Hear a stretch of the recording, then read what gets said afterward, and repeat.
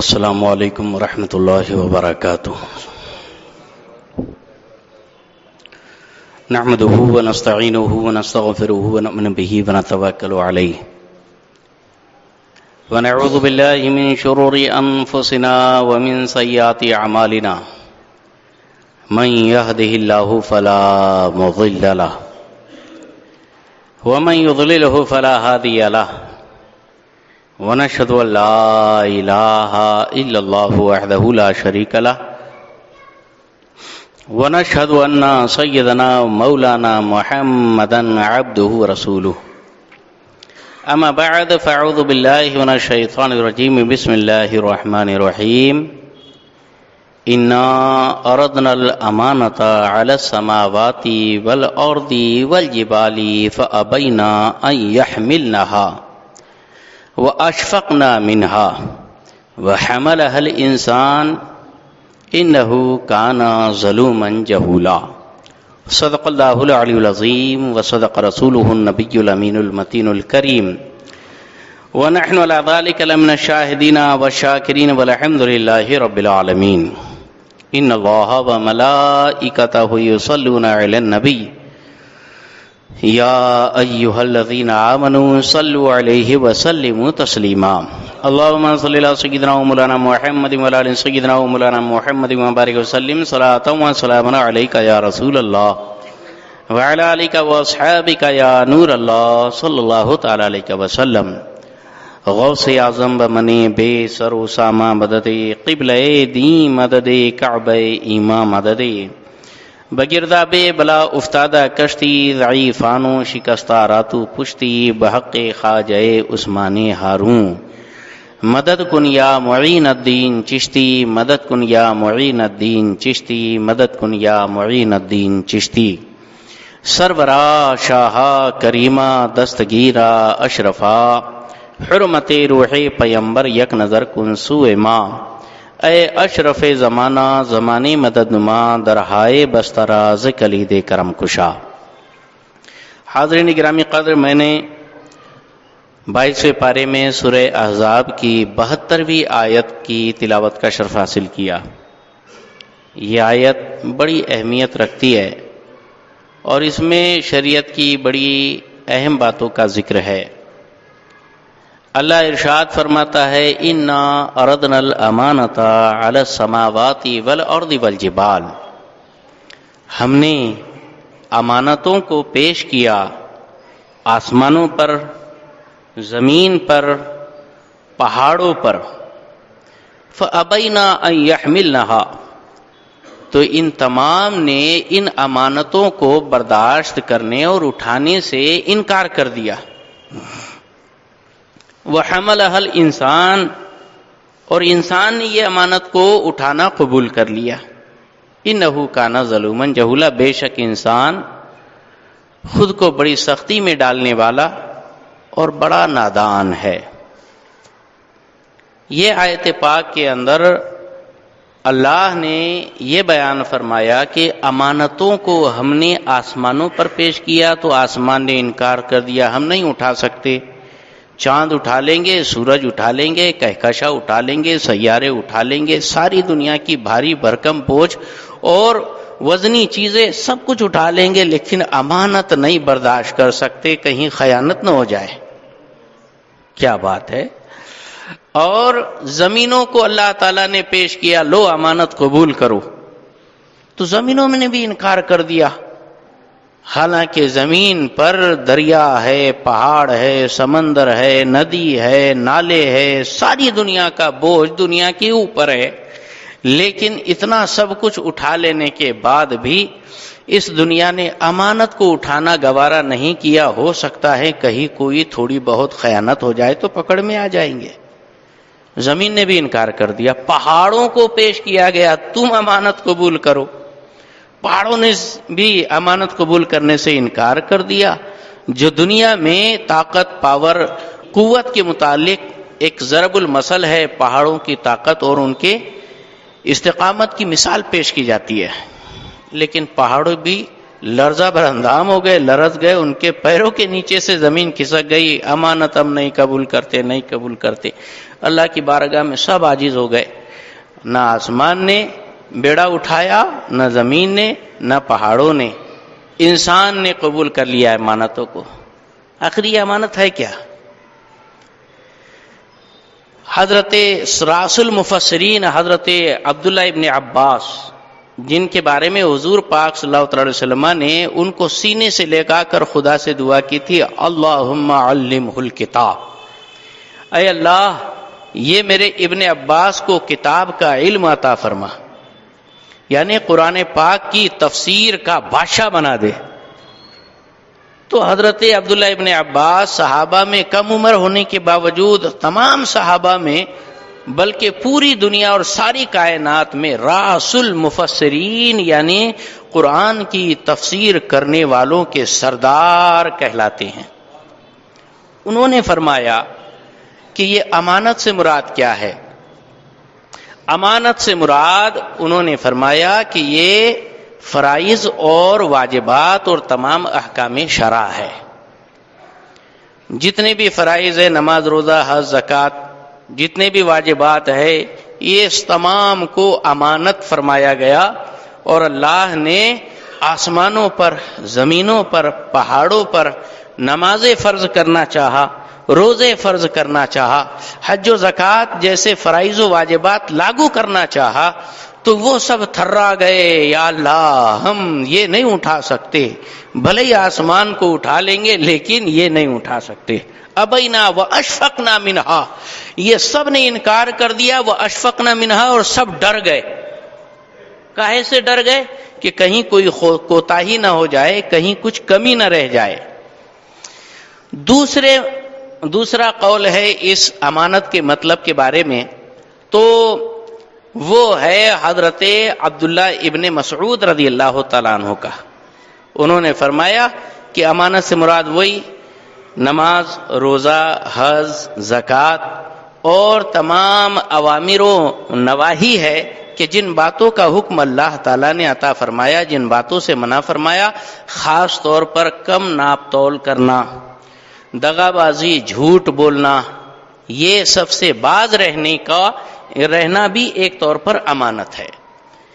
تو اللہ نے یہ پابندیاں جب ان پر لاگو کرنا چاہی اور فرمایا گیا کہ تم کو ہم امانت دینا چاہتے ہیں، کچھ ذمہ داریاں سونپنا چاہتے ہیں، کچھ قاعدے قانون اور کچھ اصول ضابطے کے درمیان تم کو گھیرنا چاہتے ہیں کہ اگر تم وہ احکام بجا لاؤ گے تو ہم تمہیں ثواب عطا فرمائیں گے، اور اگر تم نے وہ کام ادا نہ کیے تو تم کو عذاب دیا جائے گا۔ تو آسمان تھرا گیا کہ یا اللہ تعالی ہم کو ثواب بھی نہیں ہونا، ہم کو عذاب بھی نہیں ہونا، بس تو ہم کو تیرا پابند بنا کے رکھ بس۔ تو اس لیے اللہ نے آسمان کو عقل نہیں دیا، نفس نہیں دیا، اور اس کو بس حکم جو دے دیا وہ جیسا ہے ویسا ہی ہے، اور اللہ کے حکم کی عدولی اور پامالی نہیں کرتا۔ انسان نے وہ امانت برداشت کر لیا، قبول کر لیا کہ ہاں میں تیرے حکم مانوں گا، نماز، روزے، حج، زکوٰۃ اور تمام حقوق اللہ، حقوق العباد کما حقہ ادا کروں گا، تو مجھے ثواب دینا، نہیں کیا تو مجھے عذاب دینا۔ یہ اس نے ایکسپٹ کر لیا، یہ ایگریمنٹ پر اس نے سائن کر دیا، گویا رضامندی کا اظہار کر دیا، اور انسان نے یہ ذمہ داری قبول کر لی۔ اس لیے اللہ تعالیٰ نے انسان کو عقل بھی دیا اور نفس بھی دیا اور احکامات بھی نازل فرما دیے کہ نماز پڑھنا ہے، اب جو نماز پڑھے گا ثواب پائے گا، نماز چھوڑے گا گناہ پائے گا۔ اللہ تعالیٰ نے اصول و ضابطے، قانون، قاعدے قائم کر دیے کہ یہ کرو گے تو ثواب ملے گا، ایسا نہ کرو گے تو گناہ ملے گا۔ اب انسان اس تمام سانچوں کے اندر بندھا ہوا ہے، اس سے اگر حد سے تجاوز کیا تو گناہ پائے گا، اور اسی کی حد میں رہا تو ثواب پائے گا۔ یہ ہے اس کا مطلب۔ اس میں حقوق اللہ بھی ہے، حقوق العباد خاص طور پر ہے۔ اسلام صرف روزے نماز کا نام نہیں ہے کہ بس اللہ ہی اللہ کرتے پھرو اور باقی سب کچھ چھوڑ دو، جیسے پچھلے ہفتے بھی میں نے حدیث پاک بیان کی تھی، ابو درداء رضی اللہ تعالیٰ عنہ اور حضرت سلمان فارسی والی حدیث مبارکہ میں نے پیش کی تھی، جس میں بتایا گیا تھا کہ اللہ کا بھی حق ہے، اپنے نفس اپنی باڈی کا بھی اپنے اوپر حق ہے، اور اپنے گھر بار والوں کا بھی حق ہے، ہر ایک کا حق پورا ادا کرو۔ ویسے ہی حقوق اللہ تو کم ہے، حق العباد بندوں کے حق زیادہ ہے۔ آپ دیکھیں شریعت کی بڑی مشہور کتاب ہے ہدایہ۔ ہدایہ یہ 4 حصوں میں ہے، 4 جلدوں میں ہے، جس میں صرف پہلا حصہ حقوق اللہ کے بارے میں ہے، جس میں نماز، روزہ، حج، زکوٰۃ وغیرہ کا بیان ہے۔ باقی دوسرا، تیسرا، چوتھا یہ ٹوٹل حصے حقوق العباد میں ہے۔ خرید و فروخت، ناپ تول، پڑوسی کے حقوق، بھائی کے حقوق، ماں باپ کے حقوق، میاں بیوی کے حقوق، اولاد کے حقوق، بلکہ اپنے خاندان والوں کے حقوق، قوم کے حقوق، اور کیا کہتے ہیں مسجد کے حقوق، ہر ایک چیز کا حق ہے، راستے کا بھی حق ہے، بلکہ کفار کے بھی حقوق ہے کہ ان کے ساتھ بھی ہم کو کیسے انداز میں برتاؤ کرنا چاہیے، ہر ایک کا حق اس طور پر بیان کیا گیا ہے کہ پورے اسلام میں صرف 25% یعنی 1 پاؤ حصہ حقوق اللہ ہے، اور 3 پاؤ حصہ 75% یہ حقوق العباد ہے۔ اس میں سے اگر ایک کے اندر بھی کہیں کچھ خامی، کچھ نقص رہ گیا تو ایسی پکڑ ہوگی کہ جہاں سے چھوٹنا مشکل ہے۔ اللہ کے رسول صلی اللہ علیہ وسلم نے ارشاد فرمایا، مسلم شریف کی حدیث ہے، حدیث نمبر 2701، حضرت ابو ہریرہ سے روایت ہے، اللہ کے رسول صلی اللہ علیہ وسلم نے صحابہ کے درمیان ارشاد فرمایا، گویا یہ محفل چل رہی تھی، حضور واعظ فرما رہے تھے، صحابہ کو ٹریننگ دے رہے تھے، تو کیسے حضور پاک صلی اللہ علیہ وسلم صحابہ کو سکھاتے تھے، تیار کرتے تھے، سنیے۔ بڑے مجمع صحابہ میں حضور نے ارشاد فرمایا، اتدرون المفلس، کیا تم مفلس کو جانتے ہو؟ مفلس کس کو کہتے؟ ایسا عجیب سا سوال کیے، مفلس کس کو کہتے ہیں؟ ظاہر بات ہے آپ لوگ بھی بولیں گے مفلس وہی ہے جس کے پاس فلوس نہ ہو، پیسہ نہ ہو، ہے نا؟ ہاں، تو صحابہ نے بھی وہی عرض کیا، قالو المفلس فینا، ہمارے درمیان تو مفلس وہ ہوتا ہے کہ لا درہم لہو ولا متاع، جس کے پاس درہم و دینار مال پیسہ نہ ہو اور ساز و سامان بھی نہ ہو، وہ مفلس کہلاتا ہے۔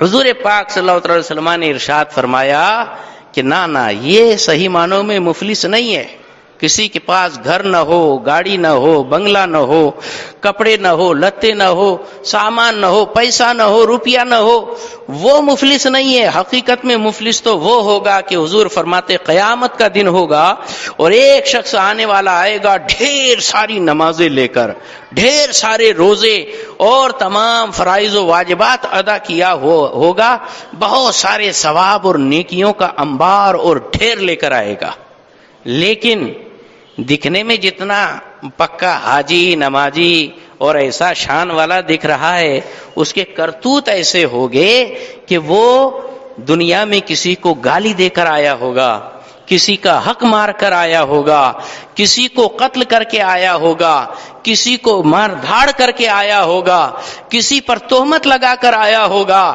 تو اب اللہ رب العزت کی بارگاہ میں اس کی نیکیاں ایک طرف رکھی جائیں گی، اور اصحاب حقوق جو تھے، جن پر اس نے ظلم و بربریت اور زیادتی کی تھی، جن کا حق مارا تھا، وہ تمام بندے ایک سائیڈ میں ہوں گے جو اپنا حق مانگ رہے ہوگے، یا اللہ اس نے ہم کو مارا تھا، یا اللہ اس نے ہم پر ظلم کیا تھا، یا اللہ اس نے ہماری پراپرٹی دبایا تھا، یا اللہ اس نے قرضہ لے کر بالکل ہڑپ کر لیا تھا، یا اللہ اس نے ہمیں پل پل پریشان کیا تھا، یا اللہ اس کو تو نے طاقت دی، یہ ہمیشہ ہمیں ڈرایا کرتا تھا اور دھمکایا کرتا تھا اور مارا کرتا تھا، گالی دیا کرتا تھا، برا بھلا کہا کرتا تھا، آج ہم کو فیصلہ چاہیے، آج تو فیصلے کا دن ہے، تو مالک یوم الدین ہے، اور یہی دین انصاف کا آج قیامت کا دن ہے، اللہ ہمیں فیصلہ عطا کر دے۔ اب اللہ تعالیٰ کیا فیصلہ کرے گا؟ وہاں کوئی پیسے ٹکوں سے بھرپائی نہیں کی جائے گی، وہاں کی کرنسی ہوگی، قیامت کے میدان کی کرنسی نیکیاں ہوں گی، نیکیاں. ہاں وہاں نیکیوں کا آدان پردان ہوگا. وہاں جیب تو رہتی نہیں ہے کفن کے اندر کہ جس کے اندر پیسے لے کے جاؤ، پھر بھی لیکن سمجھتا نہیں انسان کہ پیسہ تو سب چھوڑ کے جانا ہے، بس پیسہ چاہے جیسا اس کا حق مارتا ہے. حق حلال حرام کی کوئی تمیز نہیں، سود ہو، بیاج ہو، حرام ہو، کیسا بھی ہو بس آنے دو. کب تک؟ ایک بلاس کا پیٹ ہے، اس سے زیادہ تو کھا بھی نہیں سکتا، زیادہ کھا لیا تو بیمار ہو جائے گا. لیکن دیکھو حال، اللہ تعالیٰ اس کی نیکیاں ان اصحاب حقوق میں تقسیم فرمائے گا. تجھے مارا تھا، یہ لے اس کا حج لے جا. تجھے گالی دیا تھا، یہ لے اس کی نمازوں کا اتنا ثواب لے جا. تجھے یہ ایسا کیا تھا، تیری زمین ہڑپ کیا ہے، چل اس کے یہ سارے خیرات کے کام اور نیکیاں لے جا. یہاں تک کہ اصحاب حقوق باقی رہ جائیں گے اور اس انسان کی ساری نیکیاں ختم ہو جائے گی. تو اللہ کے رسول فرماتے ہیں تب اللہ تبارک و تعالی ان اہل حقوق کے گناہوں کو اس کے اوپر لاد دے گا اور اخیر میں اس کو گھسیٹ کر جہنم میں ڈالا جائے گا. آ رہا تھا تو ایسا شان کے ساتھ کہ لوگ آنکھیں پھاڑے دیکھ رہے تھے. کتنی نیکیاں ہے، کتنا ثواب ہے، کتنے اس کے پاس جو ہے کارے ثواب کے انبار ہے. یہ تو جنتی ہے، جنتی ہے، دھوم مچی تھی، لیکن اخیر میں انتہائی ذلیل و رسوا کر کے اس کو جہنم میں ڈالا گیا. تو دوستو یہ ڈنڈی مارنا اتنا کوئی آسان نہیں ہے، کسی کی زمین ہڑپ لینا یہ اتنا آسان نہیں ہے، کسی کی عزت چار میں اچھال دینا اتنا آسان نہیں ہے.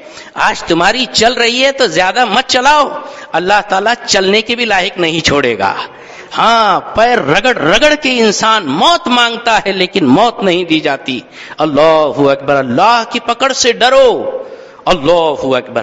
اللہ کے پیارے محبوب صلی اللہ تعالی علیہ وسلم نے ارشاد فرمایا یہ حقوق العباد کی اہمیت کیا ہے. اللہ اکبر.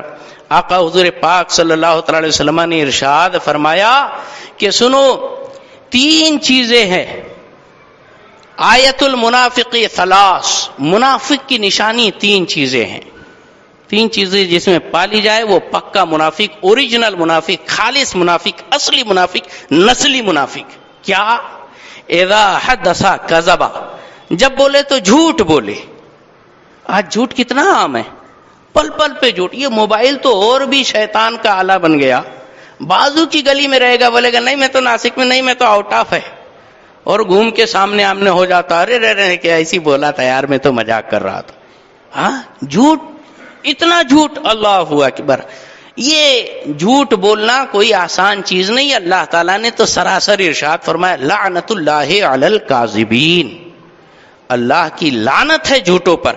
اور جس پہ اللہ لعنت فرما دے اس کو کون ترا سکتا ہے؟ مسلمان جھوٹا نہیں ہو سکتا. یہ حضور نے فخریہ طور پر صحابہ کے درمیان فرمایا تھا مسلمان جھوٹ نہیں بولتا، بلکہ یہاں تک فرمایا کہ آیت المنافق ثلاث، اذا حدث کذب، جب بولے تو جھوٹ بولے، واذا عاہد غدر، جب وعدہ کرے تو وعدہ خلافی کرے. زبان کا پابند نہیں، بول دے ہاں میں دے دوں گا قرضہ، دے دے. بہت انہیں قرضہ لینے کے لیے آئیں گے تو اتنا روتے دھوتے، بس بھیا دے دے، بس تیرا بڑا احسان ہوگا، 1 تاریخ کو تیرے پاس لا کے پیسے دے ہی دوں گا. وہ بھی سوچتا ہے چلو اپنا ایمان والا بھائی ہے، دے دیا جائے. جس نے رحم کھا کر دے دیا سمجھو وہ سب سے بڑی بیوقوفی کر رہا ہے. ایسے ہی ہو جاتا ہے. 1 تاریخ کئی گزر جاتی، وہ بیچارہ پیچھے بھکاری جیسے چکر مارنا چالو کرتا ہے، ارے بابا دے دینا یار. ہاں تو کیا بھاگ جا رہے، کیا یہی ہے نا، کیا ہم پہ بھروسہ نہیں کیا تو دیا کائی کو. ارے تو باپ رے باپ، یہ کیا بات ہوئی، یہ مسلمان ہے. اللہ کے رسول نے مسلمانوں کے لیے ایسا تصور بھی نہیں کیا تھا. کیسا پاکیزہ تصور تھا ہمارے حضور کا مسلمانوں کے بارے میں. آقا فرماتے ہیں وَإِذَا عَاهَدَ غَدَرَ، کہ جب وعدہ کرے وعدہ خلافی کرے وہ پکا منافق ہے، خالص مومن ہو ہی نہیں سکتا. اللہ اکبر. اور اللہ اذا حدث کذب واذا عاهد غدر واذا اؤتمن خان، اور جب اس کے پاس امانت رکھی جائے تو امانت میں خیانت کرے. آج امانت داری ہی نہیں رہی مسلمانوں کے درمیان. ہاں سوچتے ہیں بس کس کا مال کہاں سے کیسے دبایا جائے.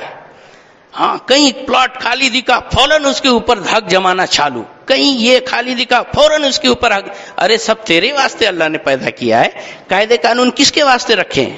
ہاں یا اللہ ایسا مت کر, تو مسلمان ہے, تو بے لگام نہیں, تیری لگام مصطفیٰ کے ہاتھ میں ہے.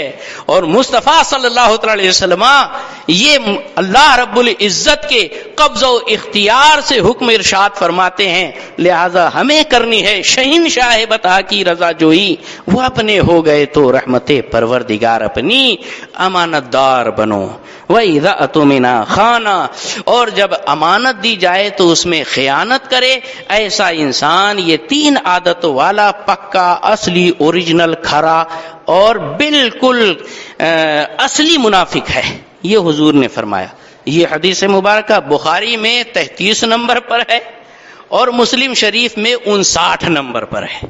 اب آپ سوچ لیجئے, حضرت ابو ہریرہ اس کے راوی ہے, بلکہ عربی کا مقولہ ہے, عاشروا بینکم کالاخوان وعاملوا بینکم کالاجانب, کہ اپنے آپس میں جب میل جول رہنا سہنا ہو تو بھائی بھائی جیسے مل جل کے رہو. ہاں, اور جب کوئی معاملہ کرنا ہو لین دین وغیرہ تو اس میں بالکل اجنبی بن کر ایک لکھا 100 بکا برابر کے حساب سے بالکل کھرا کھرا حساب کر. لین دین کا معاملہ ایسے ہونا چاہیے جیسے کوئی رشتہ ہی نہیں, اجنبی جیسے.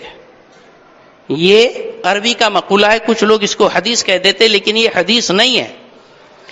تو اسی لیے حقوق العباد کے درمیان انسان پھنسا رہتا ہے. جو جوائنٹ فیملی ہے اس کے اندر مرد کی تو بہت ہی زیادہ ذمہ داری بڑھ جاتی ہے. ماں باپ کا سن کر بیوی پر ظلم نہیں ہونا چاہیے ورنہ حقوق العباد کی پامالی ہوگی, پکڑ میں آئے گا. اور بیوی کے سن کر ماں باپ پر زیادتی نہیں ہونا چاہیے ورنہ حقوق العباد کی پامالی ہوگی, پکڑ میں آئے گا. حقوق اللہ یعنی نماز روزہ حج زکوٰۃ کے معاملے میں اگر کچھ کمی ہو گئی تو اللہ سے سچے دل کے ساتھ توبہ کر, استغفار کر, رو لے, خدا کو منا لے, 5 منٹ میں اللہ تعالیٰ خوش ہو جائے گا, سارے گناہ معاف فرما دے گا. اور ایسے معاف فرمائے گا کہ لم یکن, جیسے وہ گناہ کیا ہی نہیں ہو. حدیث پاک ہے, التائب من الذنب کمن لا ذنب لہ, گناہ سے توبہ کرنے والا ایسا ہوتا ہے جیسے اس کا کوئی گناہ ہی نہیں ہوا ہو. تو حقوق اللہ کے بارے میں تو اللہ کی شان یہ ہے کہ وہ چاہے تو بے حساب کتاب معاف کر دے, لیکن ہونا یہ چاہیے کہ توبہ بھی کرے اور جتنی نمازیں چھوٹی ہے وہ ادا کرے, جتنی زکاتیں چرایا ہے ادا نہیں کیا ہے وہ بھی ادا کرے, اور حج نہیں ادا کیا تو حج بھی ادا کرے. تو اس طور پر یہ نماز روزے حج زکات کا معاملہ ہوگا. لیکن حقوق العباد کے لیے آپ خدا کی بارگاہ میں ناک رگڑ رگڑ کے گھس گھس کے مر جاؤ, نہیں معاف کرنے والا اللہ تعالیٰ, جب تک کہ صاحب حق معاف نہ کرے. اور صرف وہ 15ویں شعبان میں ملا معاف کرا کرنے سے معاف نہیں ہونے والا.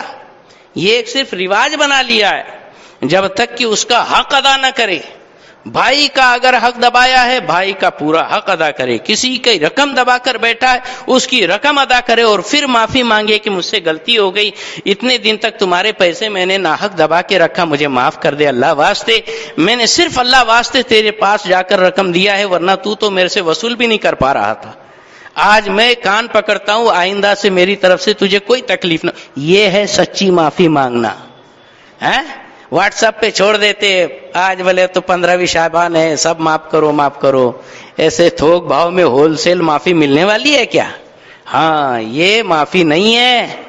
تو معافی ایسے مانگو کہ اللہ تعالیٰ ارشاد فرماتا ہے وَتُوبُوا إِلَى اللَّهِ تَوْبَةً نَصُوحًا, اللہ کی بارگاہ میں ایسی توبہ کرو کہ لوگوں کے لیے وہ نصیحت بن جائے کہ کوئی مثال میں پیش کرے تو تمہارا نام پیش کرے کہ دیکھو اس نے کیسی توبہ کی, ویسی توبہ کرو. کیا بات ہے, یہ ہے حقوق العباد. باپ کو بھی بیٹے کی وجہ سے جہنم میں جانا پڑے گا، بلکہ ایک عورت اگر بے پردہ نکلتی ہے تو اس کی وجہ سے، یا ایک عورت کے پیر اگر پھسل جاتے ہیں تو اس کا باپ پکڑا جائے گا، اس کا بھائی پکڑا جائے گا، اس کا بیٹا پکڑا جائے گا، اس کا شوہر پکڑا جائے گا. یہ 4 لوگ ایک عورت کی وجہ سے جہنم میں ٹھونسے جائیں گے، کیونکہ تو اس کا ذمہ دار تھا. تو نے اپنا حق ادا نہیں کیا، اپنے بال بچوں کی اور اپنے بہنوں کی حفاظت نہیں کی، تو نے اپنی ذمہ داری پوری ادا نہیں کی. اللہ کے رسول نے اسی لیے ارشاد فرمایا کلکم راعٍ وکلکم مسئول عن رعیتہ، تم میں سے ہر ایک ذمہ دار ہے اور ہر ایک سے اس کی ذمہ داری کے بارے میں پوچھا جائے گا. تم کیا سمجھتے ہو سڑک چھاپو؟ اللہ نے تمہیں اپنے دائرے اختیار کا بادشاہ بنایا ہے. ہاں، کوئی فقیر نہیں ہو، کوئی راستہ چلتے ہوئے نہیں ہو، اپنے اپنے گھر کے تم راجا ہو. لہذا تم سے پوچھا جائے گا کہ تمہارے ماتحتوں نے ایسا کیوں کیا. کیا جواب ہوگا؟ جواب تیار رکھو. آپ کے عیال میں، آپ کی پرورش میں بال بچے ہیں، تمہاری ذمہ داری اس کو حلال کا لقمہ کھلاؤ. حرام کھلایا تم نے، سود کا بیوپار کیا، اس کی منڈیاں ماری، گردنیں توڑی اور حقوق تباہ کر کے لوگوں کو پالا، اپنے بچوں کو پالا. لیکن اللہ کے بارگاہ میں ایک ایک پائی کا جواب دینا پڑے گا. کیا جواب ہوگا؟ اللہ ہمیں سیدھی راہ پر چلنے کی توفیق رفیق عطا فرمائے، کہنے سننے سے زیادہ عمل کرنے کی توفیق رفیق عطا فرمائے. السلام علیکم ورحمۃ اللہ وبرکاتہ.